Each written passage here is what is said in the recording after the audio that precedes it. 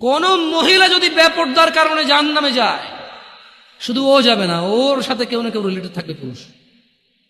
Could be father, বাপ হইতে পারে, বড় ভাই হইতে পারে, তারপর হচ্ছে স্বামী হতে পারে।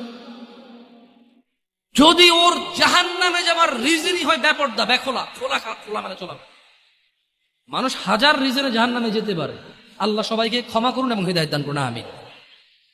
হাজারটা রিজন আছে জাহান্নামে যাওয়ার, কিন্তু যদি কোনো মহিলা, এমন মহিলা যার বড় ভাই আছে, যার বাপ আছে, যার স্বামী আছে, আর ওদের থাকা অবস্থায় তার এমন একটা অন্যায়ের কারণে তার জাহান্নাম হয়েছে, যে অন্যটা হচ্ছে তার কি খোলামেলা চলাফেরা, তার জেনাবা বিচারে চলাফেরা, তার বেপরদা অশ্লীল চলাফেরা, তাহলে ওই মহিলা একা জাহান্নামে যাবে না, সঙ্গে কাউকে নিয়ে যাবে। এবার যে লোকটা সংশ্লিষ্ট সময়ে দায়িত্ববান ছিল সে যাবে সঙ্গে। এটা খুব সিম্পল লজিক, কিন্তু কান টানলে কি আসে? কান টানলে কি আসে?